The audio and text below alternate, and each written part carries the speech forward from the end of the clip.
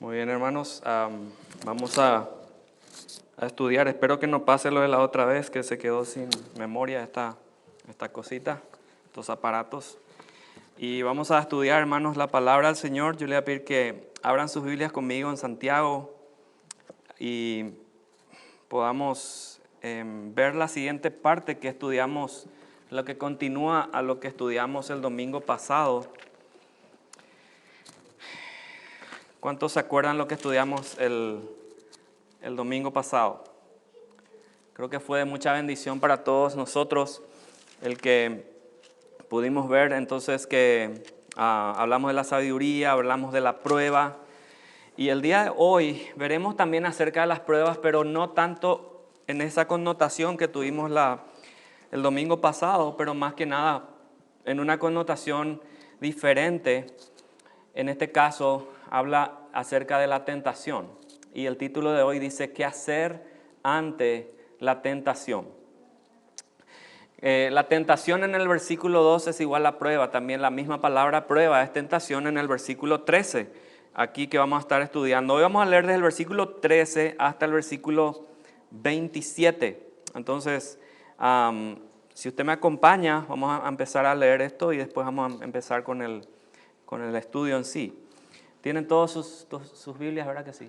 ¿Han prendido? ¿Han abierto sus Biblias? Sí. Muy bien, vamos a leer Santiago 1, 13 al 27. Es bastante largo, pero quiero que me ayuden para poder entender un poquito el contexto de lo que vamos a estudiar el día de hoy. Cuando alguno es tentado, no diga que es tentado de parte de Dios, porque Dios no puede ser tentado por el mal. Ni Él tienta a nadie, sino que cada uno es tentado cuando de su propia concupiscencia es atraído y seducido. Entonces la concupiscencia, después que ha concebido, da a luz el pecado, y el pecado, siendo consumado, da a luz la muerte. Amados míos, no erréis, toda buena dádiva y todo don perfecto desciende de lo alto, del Padre de las luces, en el cual no hay mudanza ni sombra de variación.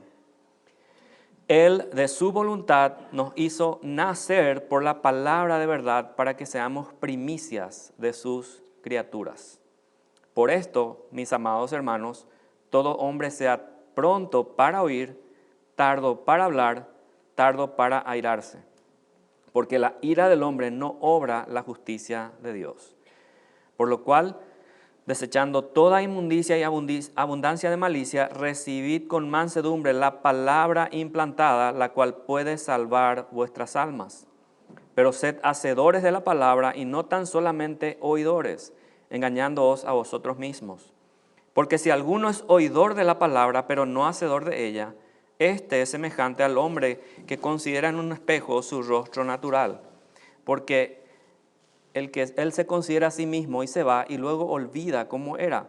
Mas el que mira atentamente en la perfecta ley, la de la libertad, y persevera en ella, no siendo oidor olvidadizo, sino hacedor de la obra, este será bienaventurado en lo que hace. Si alguno se cree religioso entre vosotros y no refrena su lengua, sino que engaña su corazón, la religión del tal es vana. La religión pura y sin mácula delante de Dios el Padre es esta: visitar a los huérfanos y a las viudas en sus tribulaciones y guardarse sin mancha del mundo. ¿Oramos? Padre, gracias, Señor, por tu palabra. Te pedimos que ella haga el efecto que tenga que hacer el día de hoy, Señor. Sabemos que hay mucho que podemos aprender, Señor, el día de hoy. Ayuda a que nuestros oídos estén atentos a ti, Señor. Y que, Padre, saques cualquier distracción que no venga de ti, Señor, y que estemos atentos, Padre, a tu ley, a tu palabra, Señor, expuesta. Y que el día de hoy aprendamos, Señor, qué debemos hacer como hijos tuyos delante de las tentaciones, Señor, que nos rodean muchas veces. En el nombre de Jesús, amén. Amén. Entonces, el domingo pasado estudiamos y vimos que las pruebas eran cuando nuestra fe es probada. Eso significa la prueba del domingo pasado cuando estudiamos el capítulo 1 al versículo 12. Santiago entra en otro tono aquí y está hablando de la tentación, más que nada. Ahora, ¿qué es la tentación? La tentación, hermanos, es cuando algo incita hacia el pecado, o sea, es una intención de pecar. Yo les pregunto, ¿somos tentados? Que levante la mano aquel que no es tentado. Todos somos tentados. Todos somos tentados. ¿Y cuánto tiempo? Todos los días. Entonces, Jesús mismo fue tentado. ¿Ustedes se acuerdan el relato en Mateo 4? Yo les voy a pedir que abran sus Biblias en Mateo 4, 1 al 11. Cuando Jesús es tentado en el desierto, cuando Él estaba ayunando. Y leyendo ahí rápidamente vamos a ver lo que tenemos en la Escritura. Mateo 4, 1 al 11. Dice así: entonces Jesús fue llevado por el Espíritu al desierto para ser tentado por el diablo.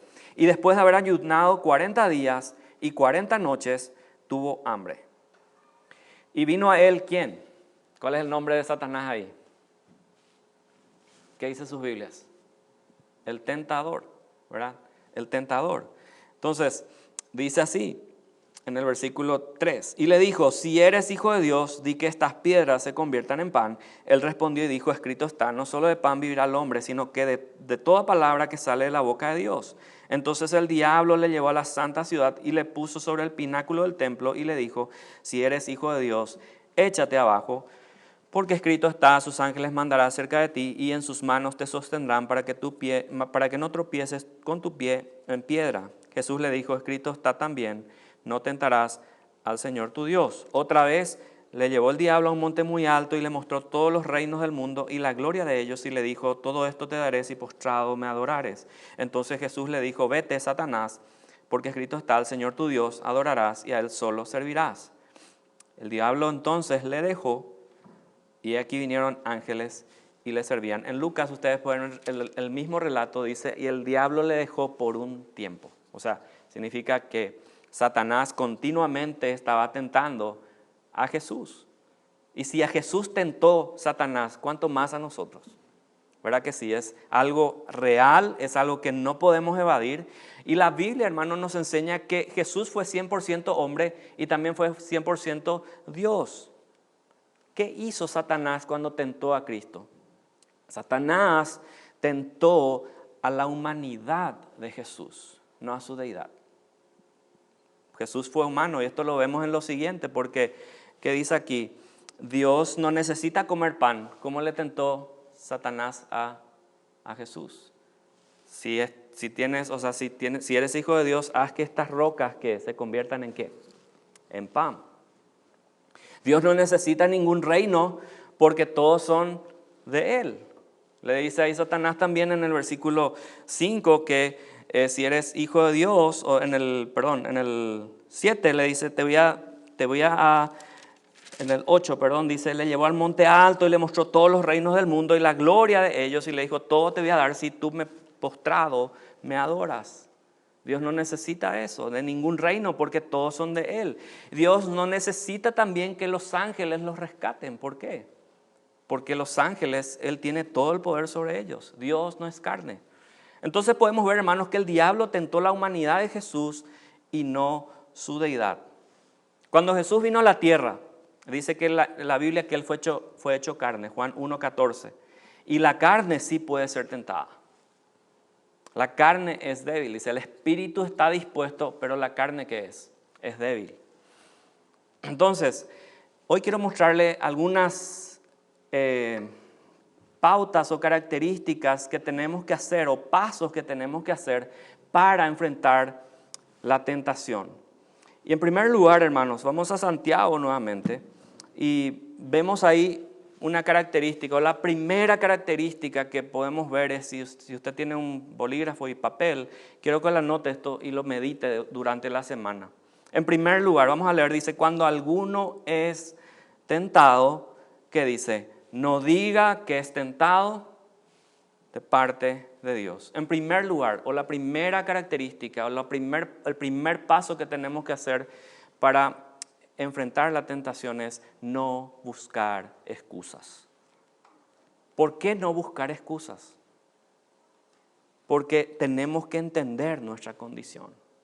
Dice, cuando alguno es tentado, no diga que es tentado de parte de Dios, porque Dios no puede ser tentado por el mal, ni Él tienta a nadie. Ahora tenemos el gran ejemplo de Jesucristo, ¿verdad? En Hebreos 2:18 dice, pues en cuanto él mismo padeció siendo tentado, es poderoso para socorrer ¿a quiénes? A los que son tentados. Estos somos nosotros. Jesús fue tentado en la condición de hombre, por eso hicimos un pequeño preview o introducción a lo que es la tentación en el desierto con Jesús y el diablo. Hebreos 4:13 dice, porque no tenemos un sumo sacerdote que no pueda compadecerse de nuestras debilidades, sino uno que fue tentado en todo según nuestra semejanza, y acá está el gran detalle, pero sin pecado. Ese es Cristo.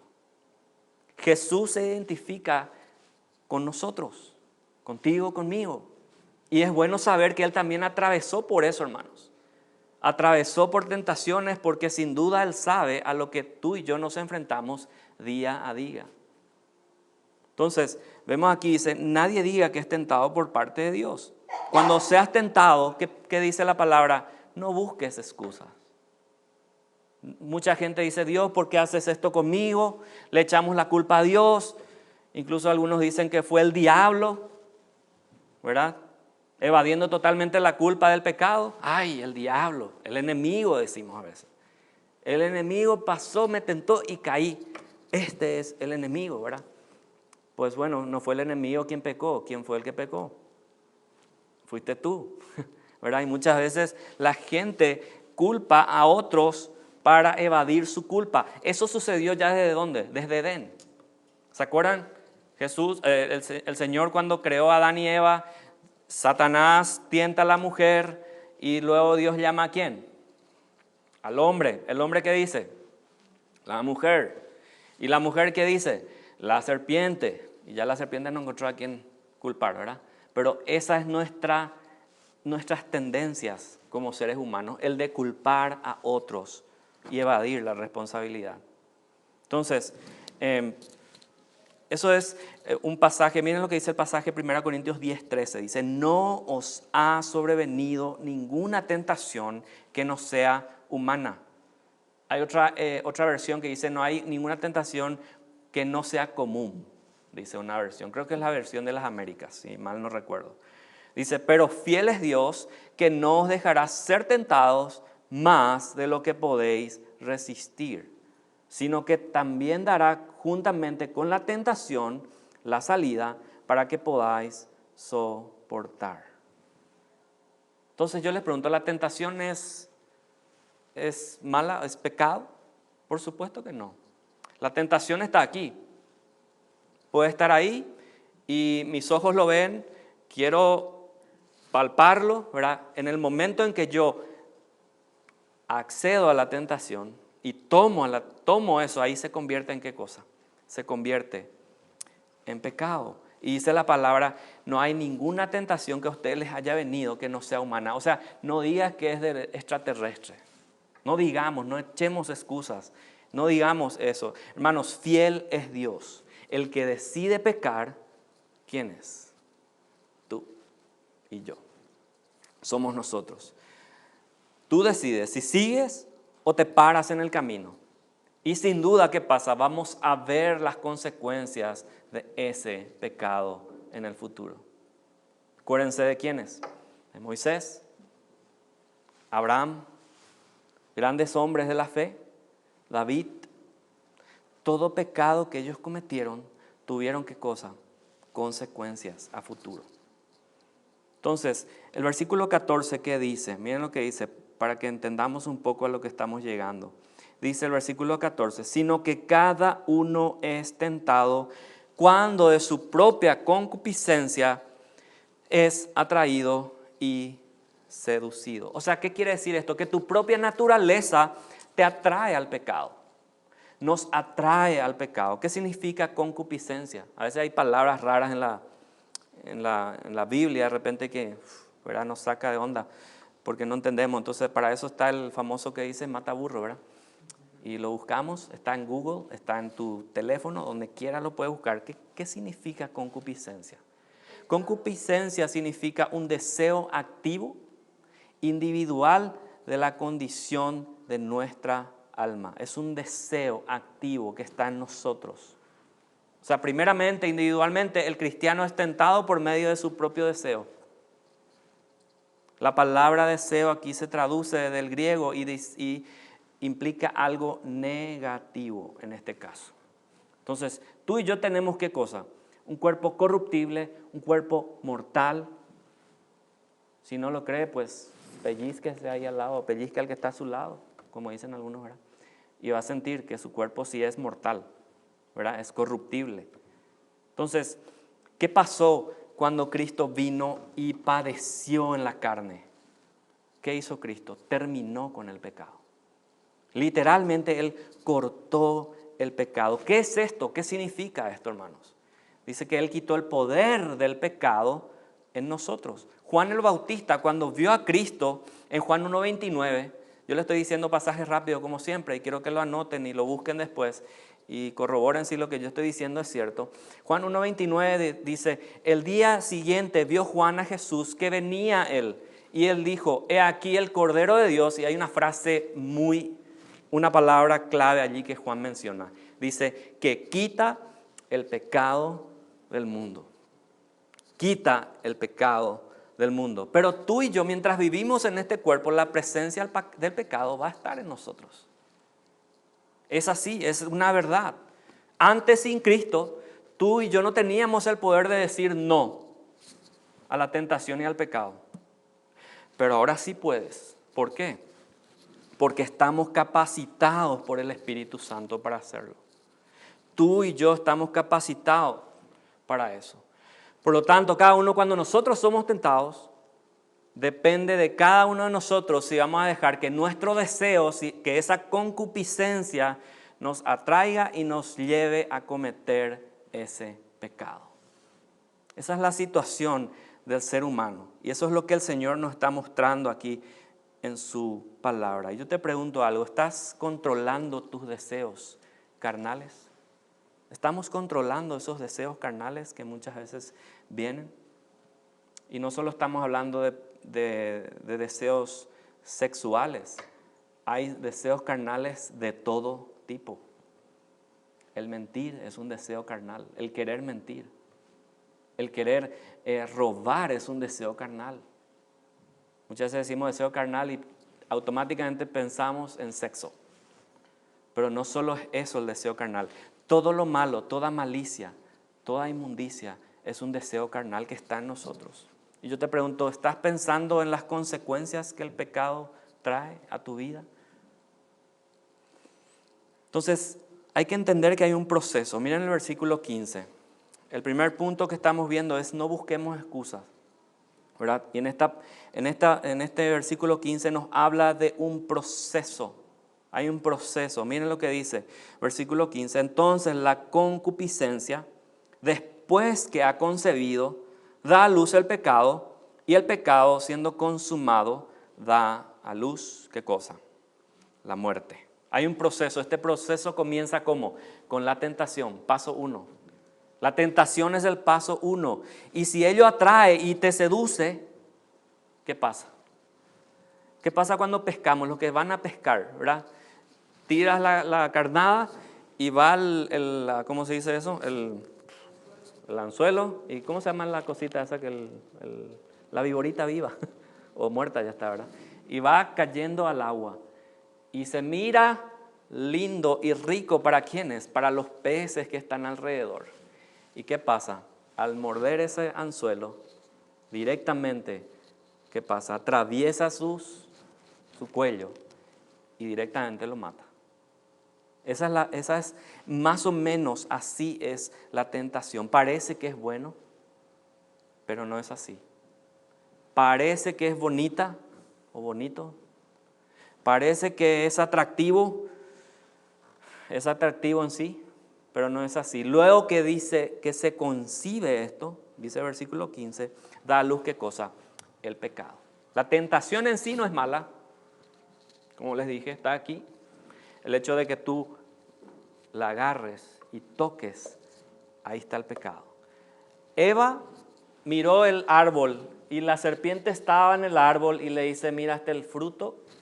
Y mientras Eva no agarraba ese fruto, no era pecado, no iba a caer en el pecado. ¿Qué hizo Eva? ¿Y qué fue? Dice el versículo en capítulo 10 más o menos dice eso. Y tomó Eva, vio primero y agarró el fruto y ahí ya fue, se consumó lo que se llama, ¿qué cosa? El pecado. Y después de eso, ¿qué sucedió? Miren, dice, da a luz el pecado y el pecado siendo consumado, o sea, comieron el fruto, ¿qué pasó? Dio a luz la muerte. Dios le habló y les dijo, no coman de este fruto porque ciertamente el día que coman de él, ¿qué va a pasar? Van a morir. Van a morir. La palabra morir significa separación. ¿Y qué hubo desde aquel entonces entre Dios y el hombre? Una separación. Esa separación, ¿por qué? Por el pecado. Entonces, tú puedes detenerlo. Tú tienes el poder del Espíritu Santo para detenerlo. Yo te pregunto, ¿Satanás empujó a Jesús del pináculo del templo? ¿Sí o no? No. Él no tuvo ese poder. Así mismo, hermano, Satanás no tiene el poder para empujarte a pecar. De ninguna manera él puede empujarte a pecar. Tú puedes detener ese proceso. Es una decisión nuestra darle la oportunidad a nuestra carne y consumar el pecado. Ese está en nosotros. La palabra muerte, como les dije, significa separación. Cuando pecamos nuestra comunión con Dios, ¿qué pasa? Se quiebra. Nos separamos de Él. Entonces, ¿qué sucede? Ya no quieres agarrar tu Biblia y leerla. ¿Por qué? Porque ella al abrirla te confronta con tu pecado. ¿Cuántas veces nos ha sucedido eso? Y está ahí tu Biblia cerrada por días con polvito y para el domingo ahí sacas y vas al templo, ¿verdad? Pero esa es una condición nuestra muchas veces, que no queremos ser confrontados. Qué importante es detener ese proceso. Qué importante es detener ese proceso. Miren lo que dice el versículo 16. Amados hermanos míos, no erréis. ¿Qué quiere decir Santiago aquí? No te equivoques, tú fallaste, tú erraste. Los cristianos tendemos a culpar a otros por nuestros errores, como decía hace rato, incluso a Dios por nuestros pecados. ¿Por qué me pusiste esa rubia en el camino, Señor? ¿Por qué me pusiste esto enfrente? Y culpamos a Dios. Asumamos esa responsabilidad. Otra versión aquí en la palabra erréis utiliza engañéis. O sea, no te engañes. No te engañes. Santiago exhorta a los cristianos a no ser engañados por el pecado, el cual produce ¿qué cosa? Muerte y separación. La pregunta es, ¿estás siendo tú engañado por el pecado? Asume tu responsabilidad. Asumamos esa responsabilidad. Vemos en los patriarcas los ejemplos. David, cuando fue confrontado por Natán, ¿qué pasó? Primero se enoja, ¿verdad?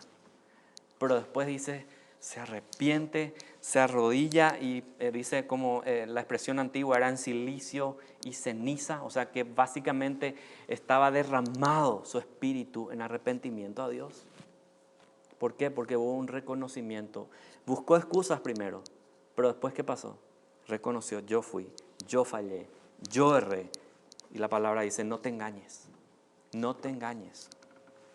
Miren el versículo 17, qué hermosa palabra. Dice, toda buena dádiva y todo don perfecto desciende de lo alto, del Padre de las luces, en el cual no hay mudanza ni sombra de variación. ¿Qué es lo que está diciendo este pasaje? Que Dios nos está dando todo. La palabra dádiva denota el acto de dar. Y la palabra don es el objeto dado. O sea que Dios tiene esa dádiva de darnos el don perfecto. ¿Y qué significa eso? Indica que todo lo que es puro, honesto y de excelencia procede de Dios. Y esto va directamente conectado con el versículo 13 que dice que cuando cuando eres tentado, no digas que eres tentado por parte de Dios. Entonces, ¿qué pasa aquí? La excelencia, la pureza, la honestidad viene del Padre de las luces, del Señor nuestro Dios. Ese Padre de las luces significa que en Él no hay tinieblas. Primera Juan 1:5 dice, este es el mensaje que hemos oído de Él y os anunciamos, Dios es luz y no hay ningunas tinieblas en Él. Y esta frase que dice, en el cual no hay mudanza ni sombra de variación, nos muestra que Dios no cambia. Dios no cambia, esto concuerda con las Escrituras. En Malaquías 3:6 dice, pero porque yo Jehová no cambio, por esto, hijos de Jacob, no habéis sido consumidos. Esta misma palabra es viva y real el día de hoy. Porque Dios no ha cambiado, tú y yo estamos aquí hoy de pie y no hemos sido, ¿qué? Consumidos. No hemos sido consumidos por Dios y su ira. Dice Hebreos 13:8, Jesucristo es el mismo ayer, hoy y por los siglos. Jesucristo es el mismo ayer, hoy y por los siglos. La palabra mudanza en la Reina Valera que ustedes tienen allí, nota que aquello que no cambia, que no es variable. Esto es de mucho consuelo, hermanos, para nosotros. ¿Por qué? El saber que Dios no cambia y que es un Dios consistente. Es un Dios que cumple su palabra. Y veíamos el domingo pasado, menos mal que nuestro Dios no es un Dios de doble ánimo. El hombre es de doble ánimo, el hombre cambia. Mientras que en Dios no existe eso. Él no cambia, Él es inmutable. Entonces, en primer lugar, hermanos, no busquemos excusas. En segundo lugar, versículo 18, el segundo punto, dice, Él de su voluntad nos hizo nacer por la palabra de verdad para que seamos primicias de sus criaturas. En primer lugar, ¿qué debemos hacer ante el pecado? ¿Cómo debemos enfrentarlo? No buscar excusas, reconocer que somos nosotros, conocer nuestra condición, conocer que hay un proceso. Y en segundo lugar, reconocer que Dios ha sido bueno. Dios ha sido bueno. ¿Cuántos pueden decir amén? Dios ha sido bueno, hermanos. Por eso dice el versículo 18, Él de su voluntad nos hizo nacer de nuevo. ¿No ha sido Dios bueno contigo? Él lo hizo todo por nosotros. Como vemos en los siguientes pasajes, en 1 Pedro esto coincide, 1 Pedro 1, 23 al 25 dice, siendo renacidos, no de simiente corruptible, sino de incorruptible por la palabra de Dios que vive y permanece para siempre. Juan 1:12 dice, más a todos los que le recibieron, a los que creen en su nombre, les dio potestad de ser hechos hijos de Dios, los cuales no son engendrados de sangre, ni de voluntad de carne, ni de voluntad de varón, sino de Dios. ¿Qué es lo que significa esta palabra, Él de su voluntad? Esa frase significa originalmente en el ejercicio de su voluntad. Cuando hay decretos presidenciales, dicen los decretos, bueno, allá en mi país por lo menos dice, en el ejercicio de sus funciones, el presidente decreta ta. O sea, ¿por qué? ¿Por qué puede decretar él? Porque es presidente y tiene una autoridad dada ¿por quién? Por el pueblo, por el gobierno. Hermanos, la misma palabra es utilizada aquí, dice, él de su voluntad o por su propia autoridad, en el ejercicio de su voluntad, ¿qué te hizo hacer? Te hizo nacer de nuevo. Reconozcamos que Él es bueno. Indica que la salvación es el resultado del propósito y el deseo eterno de Dios en nosotros. Y que es un regalo, es un don, una dádiva perfecta que nos da a nosotros. Y aquí se cumple en Romanos 6:23, dice, porque la paga del pecado es muerte, separación, mas la dádiva de Dios es vida eterna en Cristo Jesús, Señor nuestro. ¿Cuántos pueden decir amén? Te hizo nacer por la palabra de verdad, de su propia voluntad. ¿Por qué significa esto? Porque a Él le plació, Él quiso así. ¿Qué es lo tercero que tenemos que hacer para enfrentar el pecado? Aquí viene la parte más práctica. Dice, versículo 19. Por esto, mis amados hermanos, todo hombre sea pronto para oír, tardo para hablar, tardo para airarse. Entonces, en tercer lugar, ¿qué hacer ante la tentación? Primero, no buscar excusas. Segundo, reconocer que Dios ha sido bueno con nosotros. Tercero, escucha y recibe. Escuchemos qué cosa. La reprensión de la palabra. Miren lo que dice acá. Pronto para oír. ¿Qué significa pronto para oír? Escuchar, entender y obedecer. Estas tres palabras. Pronto para oír. Vamos a tres pasajes en Proverbios. Vayan conmigo a Proverbios 8. Miren, para entender un poco esto que estamos viendo aquí. Proverbios 8 dice esto. La palabra Proverbios 8:32 dice: ahora pues, hijos, oídme, y bienaventurados los que guardan mis caminos. Atended el consejo y sed sabios y no lo menospreciéis. Bienaventurado el hombre que me escucha, velando a mis puertas cada día, aguardando a los postes de mis puertas, porque el que me halle hallará la vida y alcanzará el favor de Jehová, mas el que peca contra mí defrauda su alma.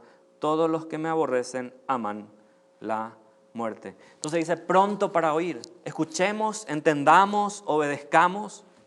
¿Qué es la segunda frase que utiliza Santiago? Tardo para hablar.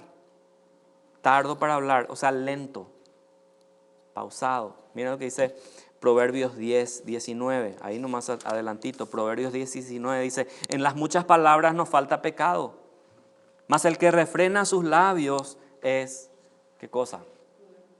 Prudente. Es prudente, es sabio aquel que refrena sus labios. Vamos a ver la otra expresión que utiliza Santiago. Dice, pronto para oír, tardo para hablar. ¿Tardo para qué? Para airarse. Miren lo que dice Proverbios 14, 17.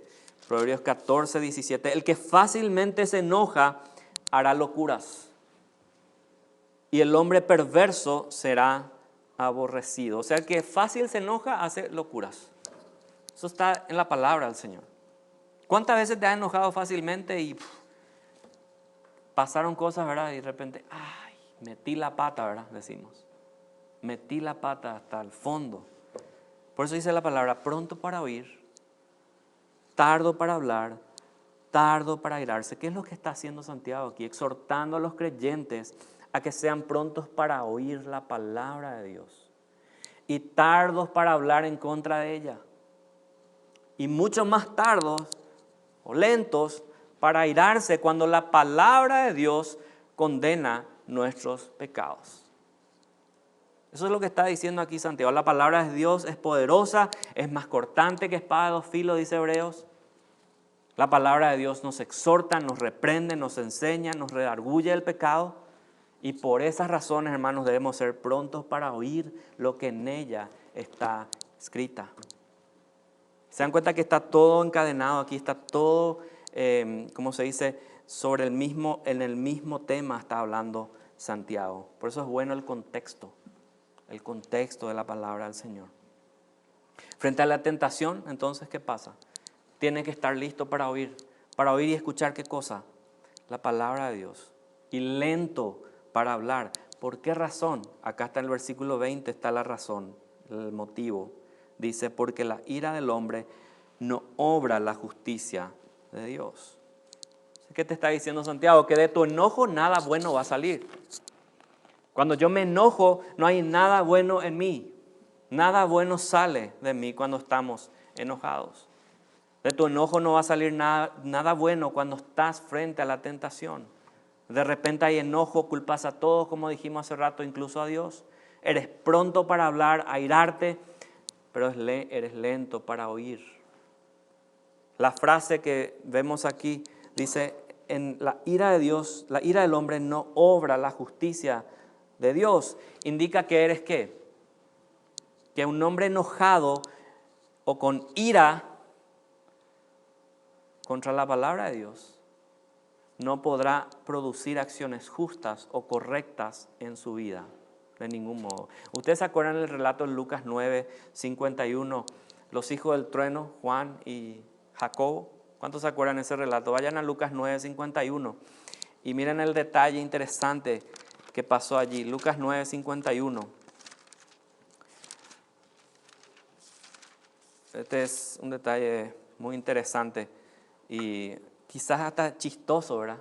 Cómo se refirieron los hermanos, los hijos del trueno le llamaba a Jesús. Miren lo que dice Lucas 9:51. Cuando se cumplió el tiempo en que él había de ser recibido arriba, afirmó su rostro para ir a Jerusalén y envió mensajeros delante de él, los cuales fueron y entraron en una aldea de los samaritanos para hacerle preparativos, mas no le recibieron porque su aspecto era como de ir a Jerusalén.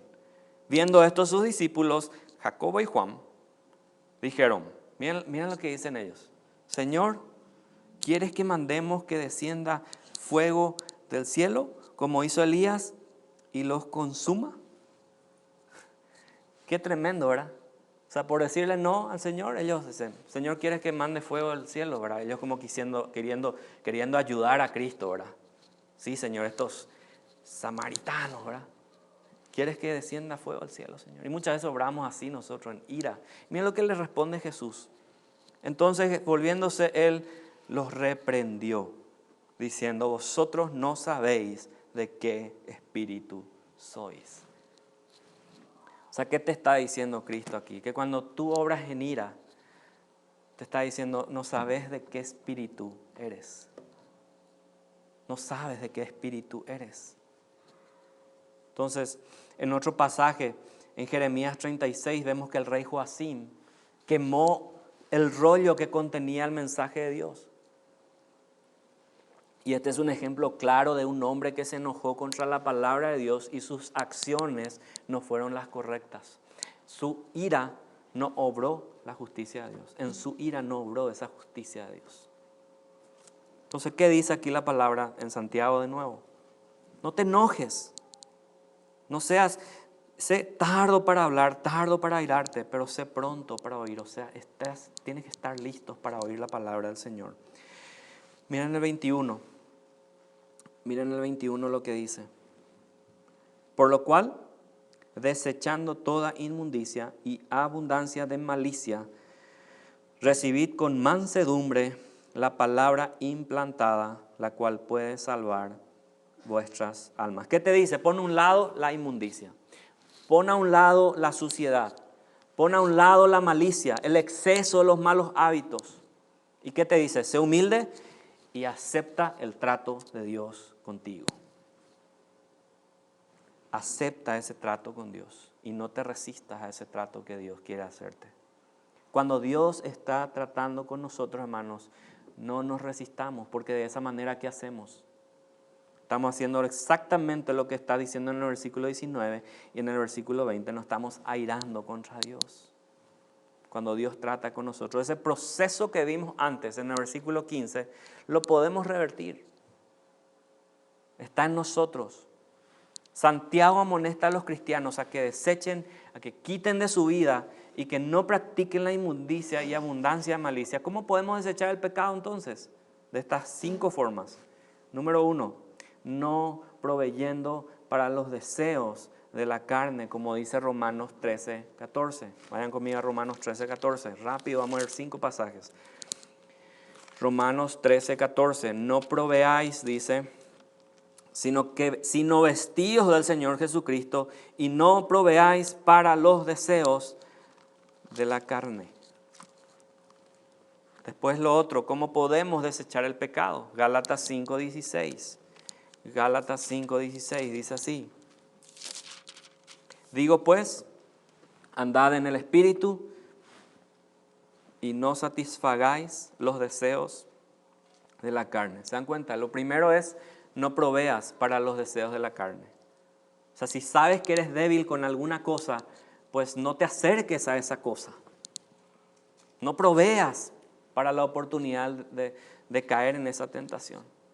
Número 2, no satisfagas, dice Gálatas 5:16. Acá ya está hablando de una consumación de un pecado. No satisfagas esos deseos de la carne. Lo primero decía, vístete de Cristo. Acá dice, anda en el Espíritu.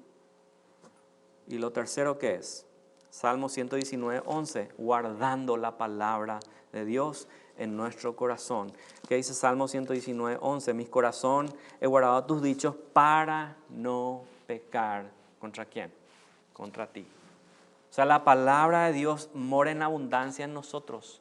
Cuando la palabra de Dios mora en abundancia en nosotros, hermanos, ese patrón de pecado va a disminuir en nosotros. ¿Cuál es la cuarta forma en que podemos desechar el pecado? Primera de Juan 2:15 dice, no amen al mundo ni las cosas que están en el mundo. Porque el que ama al mundo, ¿qué pasa? El amor del Padre, ¿qué dice? No está en él. O sea, no ames todo lo que ves, todo lo material que tú ves. Pongamos nuestra mirada en Cristo. Y Jesús en Mateo 26:41 dice, velando y orando. O sea, 5 formas en que podemos tú y yo desechar el pecado. No proveas para los deseos de la carne, no satisfagas los deseos de la carne, guarda la palabra de Dios, no ames al mundo y dice velad y orad. Hermanos, cuando hemos pecado, necesitamos la palabra en nuestras vidas. Una vez que hemos caído, necesitamos esa palabra. Entonces, ¿qué pasa? Escucha, recibe, vamos a Santiago 22, versículo 22, dice, sed hacedores de la palabra y no tan solamente oidores, engañándoos a vosotros mismos, porque si alguno es oidor de la palabra, pero no hacedor de ella, este es semejante al hombre que considera en un espejo su rostro natural, porque él se considera a sí mismo y se va y luego olvida cómo era. O sea, en primer lugar, no busques excusas. En segundo lugar, ¿qué es? Dios ha sido bueno. En tercer lugar, ¿qué estábamos viendo? Escucha, recibe. Y en cuarto lugar, no te quedes allí, actúa. Actuemos. En cuarto lugar, escucha, recibe, pero ahora actúa. Tu parte, haz tu parte, haz tu parte. ¿De qué aprovecha cuando Dios te habla, pero tú no actúas de acuerdo a lo que Él te habló? ¿De qué aprovecha? Mi mamá me decía a mí, pero a ti te entra lo que yo te digo por un oído y te sale por el otro. Mi hermano y yo, ¿verdad? Los hijos del trueno, desobedientes, ¿verdad? Entraba una cosa aquí y bueno, muchas consecuencias veíamos después. En mis piernas ustedes pueden ver después las marcas, ¿verdad? De los cintos. Pero, ¿qué pasa, hermano? Muchas veces somos así. Dios nos habla y es como que parece una poesía, qué lindo, ¿verdad? Y después no lo ejercitamos en nuestras vidas. Oímos, pero no ponemos en práctica. Sabes que no engañas al pastor. A mí me puedes engañar. A tu hermano también. A tu familia. Pero también acá dice, te engañas a ti mismo. Como cristianos, hermanos, no debemos estar entre aquellos que se agradan de la predicación y dicen, muy buena predicación, hermano. Muy buena predicación, pero no tienen planes de poner en práctica el mensaje que se predicó. Muchas veces caemos en eso. Muchas veces caemos en eso. Y voy hacia el plano nuestro, ¿verdad? El plano cristiano reformado, como le decimos, ¿verdad? Tenemos mucha teología. ¿Y por qué estoy haciendo mucho énfasis últimamente en esto? Porque no quiero que nos volvamos simples teólogos. Hermanos, la teología sin práctica es fariseísmo. Yo no quiero que seamos fariseos, sino que esa teología baje al corazón y realmente la pongamos en práctica. Eso es lo que Cristo quiere. Está bien estudiar la palabra, tener, como se dice, una buena base teológica, pero esa base teológica también tiene que mostrarse en nuestros actos, en lo que hacemos.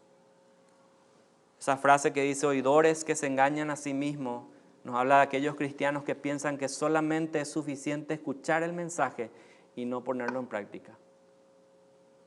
Cuando pensamos de esta manera, hermanos, tú y yo nos estamos engañando a nosotros mismos. Cristo nos relata una parábola de los 2 cimientos en Mateo 7. ¿Se acuerdan de ese relato? Mateo 7, 24. Miren, vayan rápidamente conmigo. Mateo 7, 24 dice así. Cualquiera pues que me oye estas palabras, dice Cristo, cualquiera pues que me oye estas palabras y las hace, le compararé a un hombre prudente que edificó su casa sobre la roca. Descendió lluvia, vinieron ríos, soplaron vientos, golpearon contra aquella casa y no cayó porque estaba fundada sobre la roca. Así es aquel en quien pone en práctica lo que escucha de la palabra del Señor en sus vidas. Está fundado ¿sobre qué? Sobre la roca, pero es oidor que hace, que actúa. Y miren acá el versículo 26, dice, pero cualquiera que me oye estas palabras y no las hace, le compararé a un hombre insensato que edificó su casa sobre la arena y descendió lluvia, vinieron ríos y soplaron vientos y dieron con ímpetu contra aquella casa y cayó y fue grande su ruina. Y cuando terminó Jesús estas palabras, la gente se admiraba de su doctrina, porque les enseñaba como quien tiene autoridad y no como los escribas. ¿Por qué dice eso la palabra? Porque Cristo lo que tenía de teología o de doctrina lo aplicaba en su vida. Y eso quiere Cristo para nosotros si somos discípulos de Él. Los escribas, ¿qué decían? Ellos lo decían y no hacían. Los fariseos hablaban mucho, pero no hacían nada. Entonces, hermanos, la Biblia nos enseña que el poner en práctica la palabra va a traer grandes bendiciones para nuestra vida. Lucas 11:28 dice, y Él dijo, Cristo dijo, antes, bienaventurados los que oyen la palabra de Dios y la guardan. No solo los que las oyen, dice, sino que también la guardan. Tengamos cuidado, hermanos, de ser solamente meramente oidores y no hacedores de la palabra. Muchas veces apuntamos a gente que está en la mira hoy, ¿verdad? Y decimos, sí, ese es solamente un oidor de la palabra, pero no hace la palabra, y que empezamos a entrar en ese juego, hermanos. Examinémonos nosotros también, si no estamos de la misma manera, aquellos a quienes tanto criticamos muchas veces. ¿Qué pasa? Entonces, usted y yo necesitamos mirar más seguido este espejo de la palabra. Este es el espejo de la palabra para ver cuáles son mis errores y en dónde Cristo necesita que enmendemos nuestras vidas. Versículo 25, Santiago dice, mas el que mira atentamente en la perfecta ley, la de la libertad, y persevera en ella, no siendo oidor olvidadizo, sino hacedor de la obra, este será bienaventurado en lo que hace. O sea, la palabra de Dios ha traído libertad a nuestras vidas. Libertad del pecado. Ya no hay poder del pecado en nosotros. ¿Por qué? Porque nosotros estamos, como dicen los gringos, empowered. Estamos empoderados del Espíritu Santo. Y podemos decir no a la tentación. Ahora, ¿quieres ser bienaventurado? Mira lo que dice aquí la palabra. Mira atentamente a la palabra de Dios. Hay 4 cosas. Mirar atentamente a la palabra de Dios. La palabra atentamente significa inclinarse con el propósito de ¿qué? De mirar bien. Últimamente cuando tengo que leer de cerca en mis libros a la noche, tengo que sacarme el lente, ¿verdad? Y hacer esto, ¿verdad? Porque ya con el lente medio que me fuerza, no sé por qué, pero dicen que es la edad. Pero tengo que hacer eso, inclinarme para poder leer bien. Eso es lo que está diciendo la palabra. Dice, inclínate y mira perfectamente a esa palabra. Inspecciona detalladamente, significa esto. La palabra de Dios ha traído libertad a nosotros. Esta palabra se utiliza, dice, o se usa de la persona que con diligencia quiere enterarse de algo. Esta es la ley perfecta, porque no tiene errores ni contradicciones. Miras atentamente a la ley de Dios. El segundo dice aquí, el que mira atentamente a la perfecta ley, la de la libertad, y persevera en ella. O sea, permanece cerca de ella, mora en ella, continúa en ella, significa esto. Número 3, no ser un oidor olvidadizo. O sea, en pocas palabras, que no le entre en un oído y le salga por el otro. No escuchando un sermón y después de que acabe ese servicio ya no sabemos y ni nos acordamos de lo que hablamos en aquel entonces. Entonces, no ser oidores o olvidadizos. Número 4, dice aquí, hacedor de la obra. En otra traducción dice, hacedor eficaz de la palabra, significa esto. No solo escuchar, sino también ponerlo en práctica. Si el cristiano pone estos principios, hermanos, si ponemos estos principios en práctica, dice, seremos dichosos en todo lo que hacemos, dice Salmo 1. La palabra de Dios trae felicidad a aquellos que la practican. Jeremías 15, 16. Miren lo que dice Jeremías el profeta. Cuando se presentaban tus palabras, yo las comía. Tus palabras eran para mí el gozo y la alegría de mi corazón, porque se me llamaba por tu nombre, oh Señor Dios de los ejércitos. ¿Qué dice Jeremías? Que mientras comía en la palabra, dice, no está hablando de comer literalmente, sino que de verlo y que el Espíritu lo consuma, dice, eran para mí gozo y la alegría de mi corazón. Yo te pregunto, ¿la palabra de Dios es gozo para tu vida hoy? Cuando la lees, la abres, o es gravoso, es pesado. Si deseamos ser felices, bienaventurados, hermanos, hagamos lo que Dios dice en su palabra. Y vamos culminando ya el versículo 26 y 27. Con esto vamos terminando el día de hoy. Dice, si alguno se cree religioso entre vosotros y no refrena su lengua, sino que engaña su corazón, la religión del tal es vana. La palabra religioso en el Nuevo Testamento es positivo y también es negativo. Pero en esta parte se basa exclusivamente en la parte externa. Dice, si alguno se cree religioso, su religión o lo que él profesa, dice aquí, es vano. No tiene rumbo, no tiene propósito, no tiene un fin al cual va a llegar. Y el versículo 26 dice, la religión pura y sin mácula delante de Dios, el Padre, es esta. Y esto me llama siempre la atención cada vez que lo leo y lo estudio. Dice, visitar a los huérfanos y a las viudas en sus tribulaciones y guardarse sin mancha delante del mundo. Entonces, ¿qué pasa? Lo que Dios ve, una es lo que te relaciona con lo externo, con tu prójimo, y el número 2 es lo que te relaciona con Dios. Entonces, los huérfanos y las viudas no te darán nada a cambio de lo que tú hagas por ellos. Juan 13:35 dice, porque mejor es dar que recibir, servir por amor. Y miren lo que dice lo segundo, dice guardarse sin mancha delante del mundo. Esta es otra de las responsabilidades como cristianos que tenemos para poder estar bien con Dios. Debemos de vivir una vida santa porque Dios es santo. Y aquí el escritor nos dice cómo mantenernos sin mancha delante del mundo. 3 cosas, no amando al mundo, no haciendo amistad con el mundo y no tratando de servir a 2 señores. Entonces, ¿qué hacer frente a la tentación? Vimos el día de hoy. No busques excusas, asumamos nuestra responsabilidad, detengamos ese proceso que muchas veces viene a nuestras vidas. Está en nosotros, el poder del Espíritu Santo está en nosotros. Número 2, reconocer que Dios ha sido bueno y que nos ha hecho nacer por su palabra. Número 3, escucha, recibe esa exhortación de la palabra. No actúes en ira, porque al actuar en ira, hermanos, ofendemos a Dios y a su palabra muchas veces. Número 4, recibe esa palabra de Dios implantada y que se implante en nuestros corazones. Número 5, haz y actúa. O sea, actúa, no solo que se te hinche el cerebro de teología, sino que lo puedas hacer.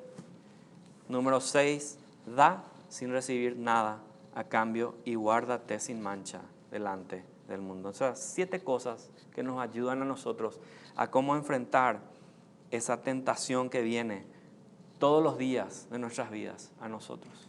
Amén. Vamos a ponernos de pie, hermanos, y vamos a orar y dar gracias a Dios por su palabra y que en este momento podamos realmente pueda penetrar en nuestras vidas y no solamente quedar como un estudio solamente.